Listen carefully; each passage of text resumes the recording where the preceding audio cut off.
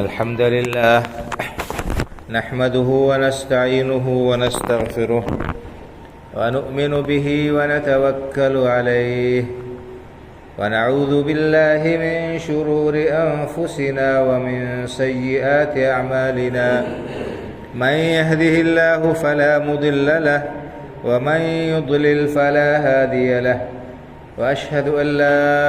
إله إلا الله وحده لا شريك له وأشهد أن محمدًا عبده ورسوله يا أيها الذين آمنوا اتقوا الله حق تقاته ولا تموتن إلا وأنتم مسلمون يا أيها الناس اتقوا ربكم الذي خلقكم من نفس واحدة وخلق منها زوجها وبث منهما رجالا كثيرا ونساء واتقوا الله الذي تساءلون به والأرحام إن الله كان عليكم رقيبا يا أيها الذين آمنوا اتقوا الله وقولوا قولا سديدا يصلح لكم أعمالكم ويغفر لكم ذنوبكم ومن يطع الله ورسوله فقد فاز فوزا عظيما أما بعد فإن خير الحديث كتاب الله وخير الهدي هدي محمد صلى الله عليه وسلم وشر الأمور محدثاتها وكل محدثة بدعة وكل بدعة ضلالة وكل ضلالة في النار أعوذ بالله من الشيطان الرجيم والذين جاءوا من بعدهم يقولون ربنا اغفر لنا ولإخواننا الذين سبقونا بالإيمان ولا تجعل في قلوبنا غلا للذين آمنوا ربنا إنك رؤوف رحيم رب اشرح لي صدري ويسر لي أمري واحلل عقدة من لساني يفقه قولي سبحانك لا علم لنا إلا ما علمتنا إنك أنت العليم الحكيم اللہ وحدہ لا شریک کی حمد و ثنا اور رسول اکرم صلی اللہ علیہ وسلم پر صلاۃ و سلام کے بعد معزز حاضرین جمعہ، اسلام نے انسانوں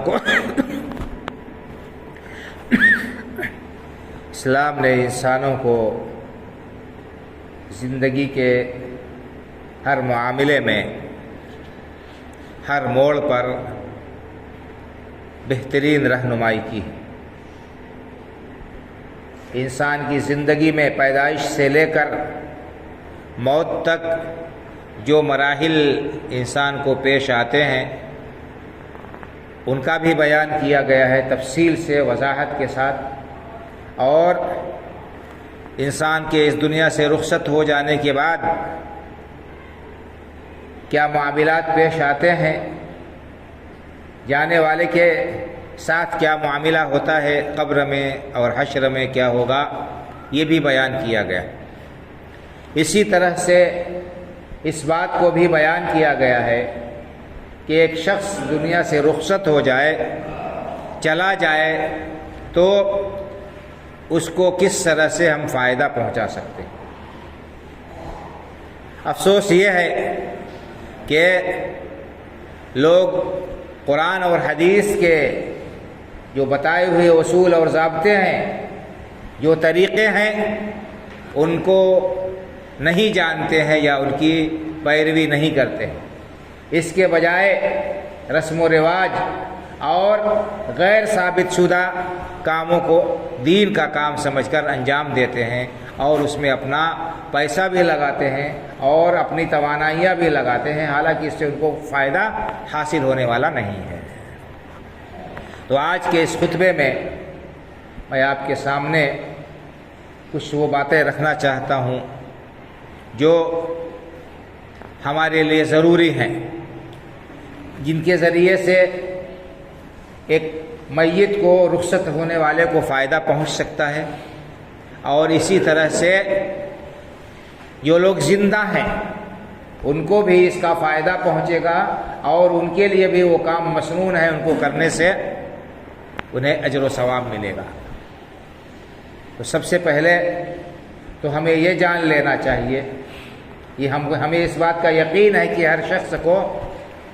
موت آنی ہے، اس دنیا سے رخصت ہونا ہے، اور سب کو موت کا تلخ جام پینا ہے۔ جس کا جو وقت مقرر ہے اس وقت کے آنے کے بعد ایک لمحے کے بھی ڈھیل اور ایک لمحے کے لیے بھی مہلت اور چھوٹ نہیں ملے گی۔ اللہ رب العالمین نے قرآن کریم میں ارشاد فرمایا کہ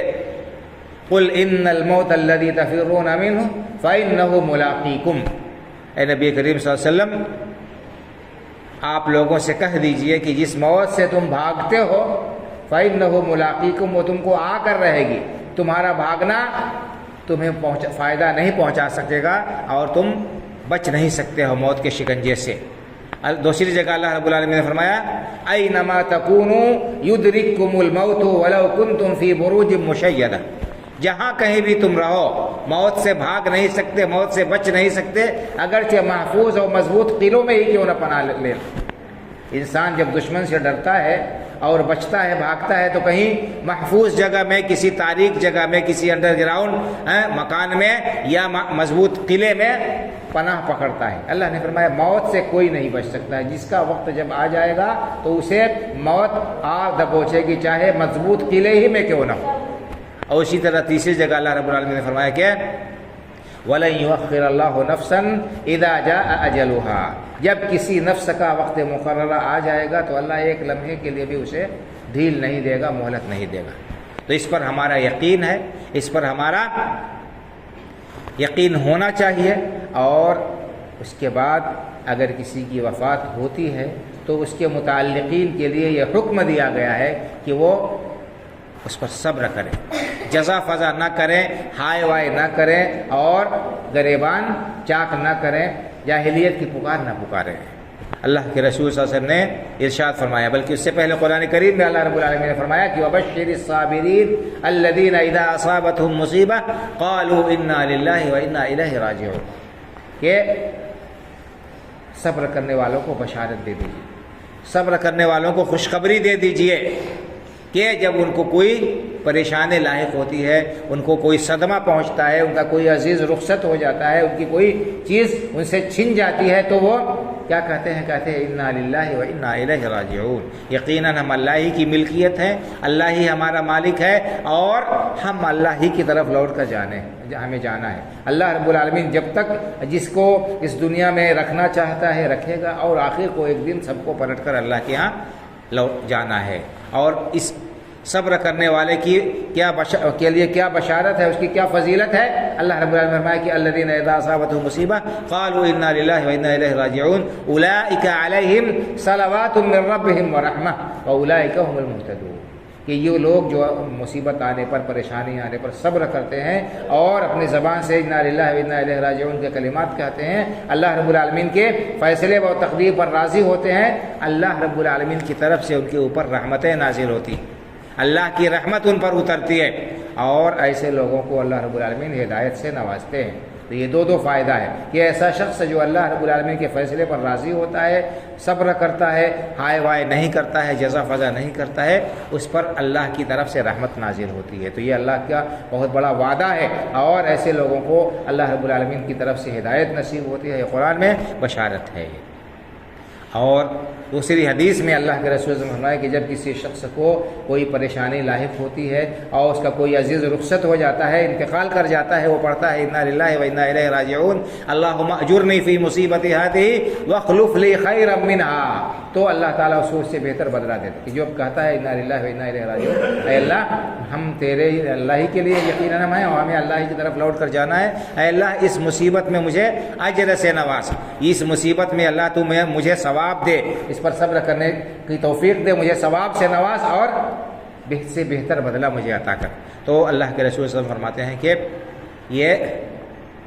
ایسا کھانے والے کو اللہ رب العالمین اس سے بہتر بدلہ عطا کرتے ہیں. کیسے ہمیں نہیں معلوم، لیکن صبر کرنے اور اس دعا کے پڑھنے کی یہ فضیلت آپ نے بیان کی. ام المومنین حضرت ام سلمہ رضی اللہ تعالیٰ عنہ کہتی ہیں کہ میرے شوہر کا جب انتقال ہو گیا، حضرت ابو سلمہ رضی اللہ عنہ بڑے زبردست صحابی تھے، کہتی ہیں میرے شوہر کا انتقال ہو گیا تو اللہ کے رسول صلی اللہ علیہ وسلم نے یہ دعا مجھے سکھائی اور کہا کہ یہ دعا پڑھو، اللہم اجرنی فی مصیبتی ہذہ واخلف لی خیرا منہا، کہ اے اللہ مجھے اس مصیبت میں اجر سے نواز، جو میرے شوہر کا انتقال ہو گیا، میرا سرتاج اٹھ گیا، تو اس پر مجھے اجر سے نواز، اس سے بہتر بدلہ مجھے عطا کر. کہتی ہیں کہ اللہ کے رسول صلی اللہ علیہ وسلم نے مجھے یہ دعا سکھائی تھی، میں نے دعا پڑھا، لیکن میں سوچتی تھی کہ میرے شوہر سے بہتر مجھے کون شوہر مل سکتا ہے. شوہر عورت کا اس دنیا میں سب سے قیمتی سرمایہ ہوتا ہے. ایک عورت جو ہے وہ جو ہے اپنے شوہر کی قدر جو جانتی ہے، تو انہوں نے کہا کہ میرے شوہر اتنے اچھے شوہر تھے، مجھے یہ ہوا کہ کیسے مجھے اس سے بہتر کون بدلہ کیسے مل سکتا ہے، لیکن مجھے یقین تھا، ایمان تھا، تو میں نے یہ دعا پڑھی تو اللہ رب العالمین نے مجھے اس سے بہتر بدلہ عطا کیا. کیا بہتر بدلہ عطا کیا؟ کہ میری شادی رسول اللہ صلی اللہ علیہ وسلم سے کرا دی. کتنے اچھے شوہر مل گئے. دنیا کے سب سے اچھے شوہر، سب سے عظیم ہستی اللہ کے رسول صلی اللہ علیہ وسلم سے ان کی شادی ہو گئی، حضرت ام سلمہ رضی اللہ عنہ کی. اس لیے اگر کسی کو کوئی مصیبت پہنچتی ہے، کوئی عزیز اس کا کوئی رشتہ دار قریبی دنیا سے رخصت ہو جاتا ہے، تو اسے یہ دعا پڑھنا چاہیے، اللہم اجرنی فی مصیبتی ہذہ واخلف لی خیرا منہا، اے اللہ مجھے اس مصیبت میں اجر سے نواز اور اس سے بہتر بدلہ مجھے عطا کر. ایمان اور یقین کے ساتھ دعا کریں گے، اللہ رب العالمین یقیناً بہتر بدلہ عطا کریں گے. کیسے؟ یہ اللہ رب العالمین کو معلوم. تو یہ ہے مصیبت کے وقت صبر کرنا چاہیے. کوئی صدمہ پہنچتا ہے تو اس وقت انسان کو ہائے وائے نہیں کرنا چاہیے، جزا فضا نہیں کرنا چاہیے، سینہ کو بھی نہیں کرنی چاہیے، اور زبان سے نامناسب الفاظ ادا نہیں کرنے چاہیے. اللہ کے رسول صلی اللہ علیہ وسلم نے ایسے لوگوں سے برات کا اظہار کیا، فرمایا لیس منا من ضرب الخدود وشق الجیوب ودعا بدعوى الجاہلیہ، ہم میں سے وہ شخص نہیں ہے جو مصیبت کے وقت رخساروں پر تماچے مارتا ہے اور گریبان چاک کرتا ہے اور ہائے وائے پکارتا ہے. اس کا ہم سے کوئی تعلق نہیں. اللہ کے رسول صلی اللہ علیہ وسلم نے صاف صاف پر ایسے لوگوں سے براءت کا اظہار کر دیا ہے. اس لیے اگر کسی کو کوئی صدمہ لاحق ہوتا ہے تو اسے صبر سے کام لیتے ہوئے اللہ رب العالمین سے اجر طلب کرنا چاہیے اور ثواب کی امید رکھنا چاہیے. ایک نقصان انسان کا ہو جاتا ہے، جانے والا واپس نہیں آ سکتا ہے، اس نقصان کی بھرپائی کوئی نہیں. دوسرا نقصان ہم اس سے بچ سکتے ہیں، وہ کیا ہے کہ ہم جزا فضا کر کے صبر کا جو ثواب ہے اس کو ضائع نہ کرنے دیں. جب ہم صبر کریں گے تو اللہ رب العالمین کی طرف سے ہم پر رحمت نازل ہوگی. اللہ رب العالمین نے اس کا وعدہ کیا ہے، اس پر جو اجر ملے گا وہ اجر بھی ضائع ہو جائے گا. اگر ہم صبر نہیں کریں گے تو جانے والا واپس نہیں آئے گا، اس کا جو ثواب صبر کر تھا وہ ہم ضائع کر دیں گے. اس لیے ایسے مواقع پر انسان کو صبر سے کام لینا چاہیے، تحمل سے کام لینا چاہیے. اس کے بعد یہ تو ہو گیا زندوں کا، اور اسی طرح سے ہم اپنے مردے کو کیسے فائدہ پہنچائیں، اس سلسلے میں بھی صحیح احادیث آئی ہیں اور صحیح طریقہ بتایا گیا ہے. اور وہ طریقہ کیا ہے کہ ہم اپنے گزرے ہوئے لوگوں کے لیے دعا کریں.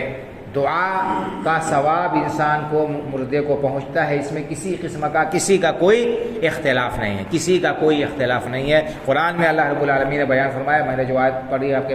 سامنے 28ویں پارے کی سورہ حشر کی، اللہ نے اہل ایمان کی صفت بیان کی. والذین جاءوا من بعدهم یقولون ربنا اغفر لنا ولاخواننا الذین سبقونا بالایمان.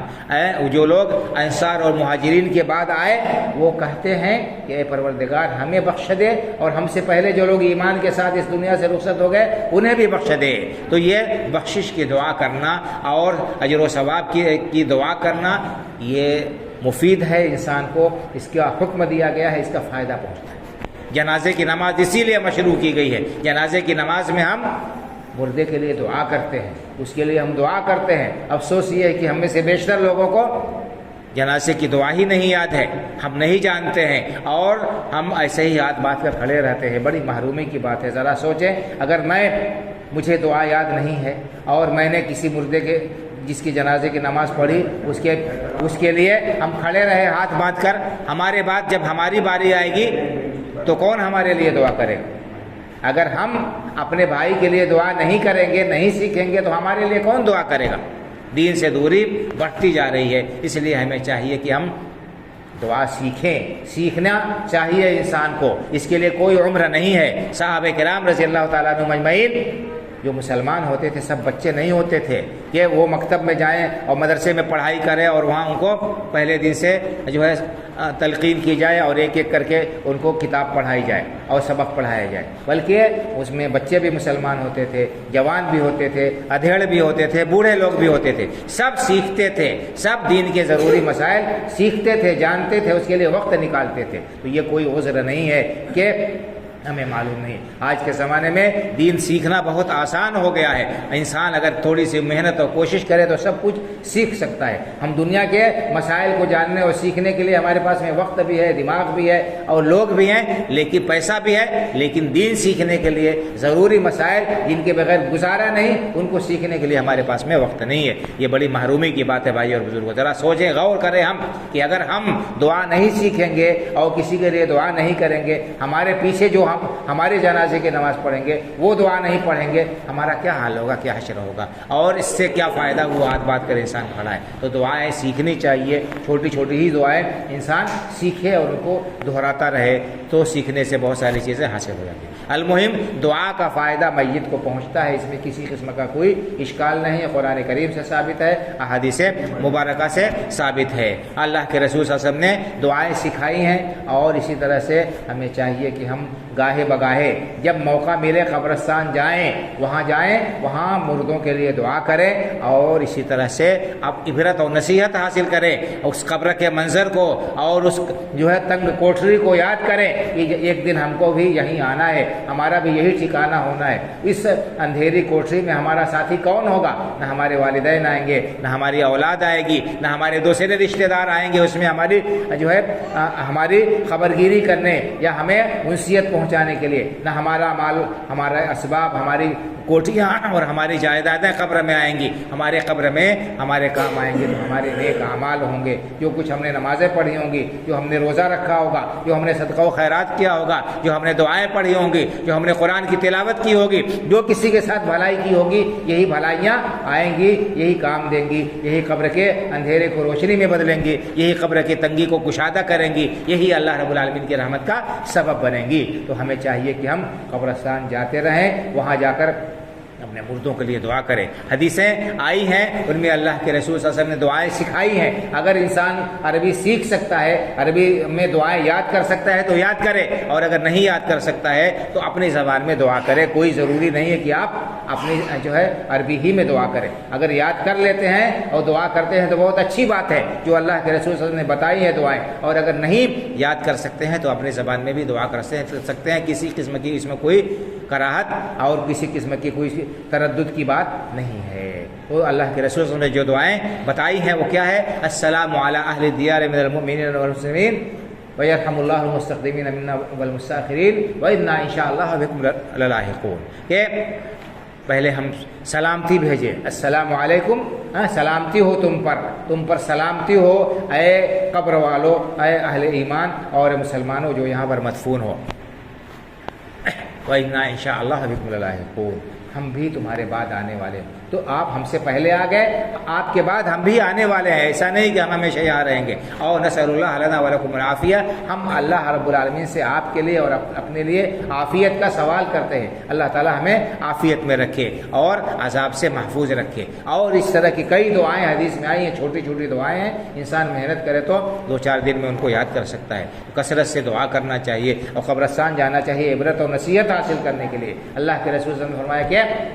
كنت نهيتكم عن زيارة القبور الا فزوروها فإنها تذكر الآخرة، لوگوں میں نے تمہیں پہلے قبرستان جانے سے منع کر دیا تھا۔ کیوں؟ اس لیے کہ لوگ قبرستان جاتے تھے تو وہاں خلاف شریعت کام کرتے تھے، وہاں جا کر جو ہے ہائے وائے کرتے تھے، وہاں جا کر جاہلیت کے کام کرتے تھے، اس لیے منع کر دیا کہ نہیں قبرستان نہیں جانا ہے۔ بعد میں آپ نے اجازت دے دی اور کہا کہ جاؤ قبرستان جاؤ، لیکن مقصد کیا ہے؟ فإنها تذكر الآخرة، قبرستان جاؤ گے تو دنیا کی بے رغبتی، دنیا کی بے ثباتی کا پتہ پتہ چلے گا، دنیا سے بے رغبتی دل میں پیدا ہوگی کہ دنیا فانی ہے، ختم ہونے والی ہے، ہمیں اس کو جو ہے چھوڑ کر یہاں قبرستان میں آنا ہے، آخرت یاد آئے گی تو اس کے لیے تم تیاری کرو گے، آخرت کے لیے تیاری کرو گے، زاد راہ جمع کرو گے، اس لیے قبرستان جانے کا حکم دیا گیا ہے اور مردوں کے لیے دعا کرنے کا حکم دیا گیا ہے۔ یہ نہیں کہ ان سے دعا کرنا ہے، ان سے دعا کرنے کا حکم نہیں ہے، بلکہ ایسے لوگوں کے اوپر اللہ کے رسول صلی اللہ علیہ وسلم نے لعنت بھیجی ہے۔ حدیث میں آتا ہے اللہ کے رسول نے فرمایا کہ لعن رسول اللہ صلی اللہ علیہ وسلم زوارات القبور والمتخذین علیہا المساجد والسرج، اللہ کے رسول صلی اللہ علیہ وسلم نے ان عورتوں پر لعنت کی ہے جو قبرستان جاتی، جو قبروں کی زیارت کے لیے عورتیں جاتی ہیں، ان پر لعنت کی ہے، اور جو لوگ قبروں پر عمارتیں بناتے ہیں، مسجد بناتے ہیں اور وہاں پر چراغ بتی کرتے ہیں، ایسے لوگوں پر لعنت بھیجی اللہ کے رسول نے، تو اس لیے درست نہیں ہے۔ اور اللہ کے رسول صلی اللہ علیہ وسلم نے مزید فرمایا یہود پر اللہ کی لعنت ہو، یہودیوں پر اللہ کی لعنت ہو، اتخذوا قبور انبیائہم وصالحیہم مساجد، کہ انہوں نے اپنے نیک لوگوں کو، انبیاء کرام علیہ السلام اور نیک لوگوں کو قبروں کو سجدہ گاہ بنا لیا تھا، وہاں پر عمارتیں تعمیر کر لیتے تھے اور وہاں پر عبادت کے مراسم انجام دیتے تھے، تو یہ سب لعنت کے کام ہے۔ قبروں کو پختہ کرنا، ان کے اوپر چراغ بتی کرنا، ان کے اوپر جو ہے عمارت تعمیر کرنا، یہ سب منع ہے اور اللہ کے رسول صلی اللہ علیہ وسلم نے لعنت بھیجی ہے۔ اسی طرح سے حضرت علی رضی اللہ تعالیٰ عنہ نے ایک صاحب حضرت ابو الحیاج اسدی رحمہ اللہ کو بھیجا، کہا کہ میں تمہیں اس کام پر مامور نہ کروں جو اللہ کے رسول صلی اللہ علیہ وسلم نے مجھے کہا تھا۔ علی رضی اللہ تعالیٰ عنہ کو رسول اللہ صلی اللہ علیہ وسلم نے حکم دیا تھا، کیا کہا کہ کوئی بھی جو ہے اگر قبر پکی دیکھو تو اس کو منہدم کر دو، جو کوئی قبر جو ہے پکی دیکھو تو اس کو توڑ دو، اس کو گرا دو۔ یہ حضرت علی رضی اللہ تعالیٰ عنہ کو حکم دیا تھا اللہ کے رسول صلی اللہ علیہ وسلم نے۔ معلوم ہوا کہ یہ پختہ قبریں بنانا یہ بالکل اسلام میں جائز نہیں ہے، اللہ کے رسول صلی اللہ علیہ وسلم نے اس پر لعنت بھیجی ہے اور اس کو گرا دینے کا، ڈھا دینے کا حکم دیا ہے۔ المہم انسان کو قبرستان جانا چاہیے، عام قبرستان، اور وہاں جا کر عبرت اور نصیحت حاصل کرنی چاہیے، مردوں کے لیے دعائے خیر کرنا چاہیے، ان کے لیے رحمت کی دعا کرنا چاہیے۔ اگر انسان کو عربی زبان میں یاد نہیں تو اردو زبان میں اپنے والدین کے لیے اور دوسرے جو رشتہ دار ہیں اور عام مسلمان ان کے لیے اللہ تعالیٰ آپ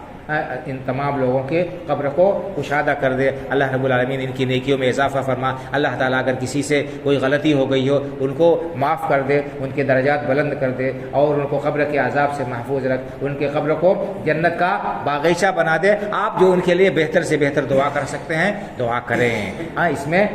جو ہے یہ سب ثابت ہے قرآن سے اور حدیث سے۔ البتہ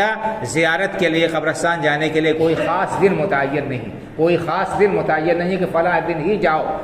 جب بھی انسان کو موقع ملے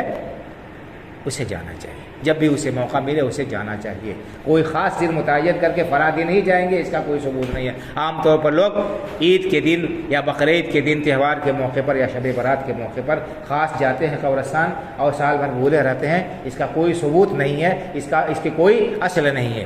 اصل حکم یہ ہے کہ اللہ کے رسول صلی اللہ علیہ وسلم اکثر و بیشتر جایا کرتے تھے قبرستان اور وہاں جا کر وہاں پر جو لوگ مدفون ہیں ان کے لیے دعائے مغفرت کرتے تھے اور بلندی درجات کی دعا کرتے تھے، تو یہ ہونا چاہیے۔ اسی طرح سے مردہ کو فائدہ پہنچانے والی ایک چیز کیا ہے کہ اس کی طرف سے صدقہ و خیرات کیا جائے، اس کی طرف سے صدقہ و خیرات کیا جائے، انسان کے بس میں جتنا ہے وہ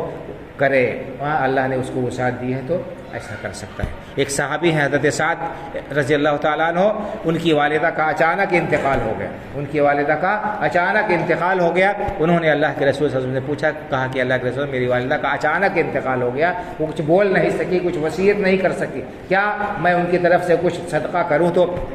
فائدہ پہنچے گا؟ آپ نے فرمایا کہ ہاں پہنچے گا۔ تو انہوں نے کہا کہ میرا باغ ہے، اس باغ کو میں اپنی والدہ کی طرف سے صدقہ کر رہا ہوں، تو انہوں نے اپنی والدہ کی طرف سے پورا باغ صدقہ کر دیا۔ اور بھی اسی طرح کی دوسری روایتیں آتی ہیں۔ ایک اور حدیث میں اللہ کے رسول صلی اللہ علیہ وسلم سے کسی نے پوچھا کہ بہترین صدقہ کیا ہے، تو آپ نے فرمایا کہ پانی پلانا، پانی پلانا بہترین صدقہ ہے۔ انسان کسی ایسی جگہ نل لگوا دے، ہینڈ پائپ لگوا دے جہاں سے لوگ فائدہ اٹھا رہے ہیں، جہاں سے لوگ فائدہ اٹھائیں، ضرورت مند کہیں کنواں کھودوا دیا، کہیں اور ضرورت کی کوئی اس طرح کی چیز تھی ٹونٹی لگوا دیا، تو ان سب تمام چیزوں کا فائدہ انسان کو حاصل ہوتا رہے گا۔ اور صدقہ جاریہ ایک چیز ہوتی ہے، ایک تو یہ کہ آپ نے کسی کو غریب کو کھانا کھلا دیا، وہ ختم ہو گیا، فنا ہو گیا، کسی کو کپڑا پہنا دیا، وہ کپڑا پھٹ گیا، کام ختم ہو گیا۔ لیکن کوئی ایسا کام آپ کر جائیں کہ وہ باقی ہے اس کا ثواب جب تک وہ موجود رہے گی وہ چیز، اس کا ثواب انسان کو ملتا رہے گا، اس کا ثواب انسان کو ملتا رہے گا۔ مثلا مسجد بنوا دیا، جیسے کنواں کھودوا دیا، جیسے ہینڈ پائپ لگوا دیا، یا کوئی اور چیز اللہ کے راستے میں وقف کر دیا جس کی آمدنی سے جو ہے غریبوں کی، ضرورت مندوں کی مدد کی جاتی رہے۔ اوقاف یہ بہت بڑا جو ہے سرمایہ ہے، اور بہت سے لوگوں نے ایسا وقف کیا اور اس کا ثواب انہیں آج تک مل رہا ہے۔ تو یہ ساری چیزیں ہیں آپ کہ انسان کی اپنے حیثیت کے مطابق ہے۔ آپ کسی بیوہ عورت، کسی لڑکی کو کوئی ایسا سامان دلوا دے جس کے ذریعے سے وہ اپنے پیٹ پردے کو چلاتی رہے۔ مثلا کسی کو آپ نے سلائی مشین خرید کر دے دیا، وہ عزت کے ساتھ اپنے گھر میں رہ کر سلائی کر رہی ہے، اپنا پیٹ پال رہی ہے، تو جب تک وہ مشین ہے اور اس کا کام چل رہا ہے انشاءاللہ آپ کو ثواب ملتا رہے گا۔ کوئی آدمی غریب ہے، مجبور ہے، محتاج ہے، آپ نے اس کو مثال کے طور پر ایک ٹھیلا خرید کر دے دیا، لو بھائی یہ ٹھیلا ہے، اس پر تم اپنا کاروبار کرتے رہو، تو وہ آدمی ٹھیلا لے کر مثال کے طور پر کہیں کوئی چیز بیچ رہا ہے، جب تک وہ ہے اس کو ثواب ملتا رہے گا۔ مثال کے طور پر آپ نے جالے میں کسی کو لحاف بنوا دیا، جب تک اس لحاف کا استعمال کرتا رہے گا، کسی کو کمبل خریدوا دیا، کسی کو ٹھنڈی کا کپڑا دلا دیا، جب تک وہ اس سے فائدہ اٹھاتا رہے گا، آپ جس نیت سے، جس کی طرف سے آپ صدقہ کریں گے، اس کا ثواب آپ کو ملتا رہے گا۔ تو یہ میت کو فائدہ پہنچانے کے یہ بہت آسان ذرائع ہیں، اور ان سب کا ثبوت ملتا ہے قرآن سے اور حدیث سے، اور ان کے سلسلے میں علماء کا اتفاق ہے۔ باقی اور چیزیں جو ہیں، جو رائج ہیں، جو صحیح دلیل سے ثابت نہیں، مثلا تیجا اور 40واں اور برسی اور مختلف مناسبات پر جو ہے لوگوں کو اکٹھا کر کے کھانا کھلانا، اس کا کوئی ثبوت قرآن اور حدیث سے نہیں ملتا ہے، یہ من گھڑت چیزیں ہیں۔ اصل تو صدقے کے مستحق غریب لوگ ہیں، ضرورت مند لوگ ہیں، تو غریب اور ضرورت مندوں کو کھلانے کے بجائے آپ مالداروں کو کھلائیں، جو ہے خاص موقع پر بلا کر، یہ کیسے اس کا ثواب انسان کو ملے گا، یہ خود سوچنے والی بات ہے۔ تو بہرحال جو ہے تیجا اور 40واں اور 13ویں اور یہ ساری چیزیں یہ قرآن اور حدیث سے ثابت نہیں ہے۔ اسی طرح سے کوئی خاص سورہ پڑھ کر بخشنا یہ بھی ثابت نہیں ہے۔ قرآن پڑھ کر جو ہے اس کا ثواب مردے کو بخشنا، اس کا بھی کسی صحیح حدیث سے کوئی ثبوت نہیں ملتا ہے۔ اس چیز کا ثبوت ملتا ہے وہ دعا ہے، مردے کے لیے کے حق میں دعا کرے، کبھی بھی کرے، کہیں سے بھی کرے، اس کا ثواب پہنچے گا۔ میت کی طرف سے صدقہ و خیرات، اس کا ثواب سب کو جو ہے سب کا اتفاق ہے تمام علماء کا کہ اس کا ثواب انسان کو ملے گا۔ تو ہمیں چاہیے کہ ہم وہی کام کریں جو اللہ کی کتاب سے ثابت ہے، جو اللہ کے رسول صلی اللہ علیہ وسلم کی سنت سے ثابت ہے، اور کوئی ایسا کام ہم نہ کریں جو اللہ کی کتاب سے، اللہ کے رسول کی سنت سے ثابت نہیں ہے، جس میں ہم تھکیں بھی، پریشان بھی ہوں، ہمارا پیسہ بھی خرچ ہو، ہمارا وقت بھی ضائع ہو، اور اس کا ثواب ہمیں نہ ملے، نہ ہمارے مردے کو ملے۔ تو یہ سارے یہ چیزیں ہمیں جاننے کی ضرورت ہے، اور بھی بہت سارے مسائل ہیں، وقت نہیں ہے کہ ان کو بیان کیا جائے، اتنی ہی باتوں پر اکتفا کرتا ہوں۔ اللہ رب العالمین سے دعا ہے کہ اللہ تعالی ہمیں دین کی صحیح سمجھ عطا فرمائے اور اس کے مطابق عمل کرنے کی توفیق سے نوازے۔ اللہ رب العالمین بدعات سے، خرافات سے، شرکیات سے اپنی پناہ اور حفاظت میں رکھے، اسلام پر ہمیں زندہ رکھے، اور ایمان پر ہمارا خاتمہ ہو، ہم سب کا ٹھکانہ اللہ رب العالمین جنت الفردوس میں بنائے، آمین۔ اقول قولی ھذا واستغفر اللہ لی ولکم ولسائر المسلمین فاستغفروه من كل ذنب انه هو الغفور الرحیم۔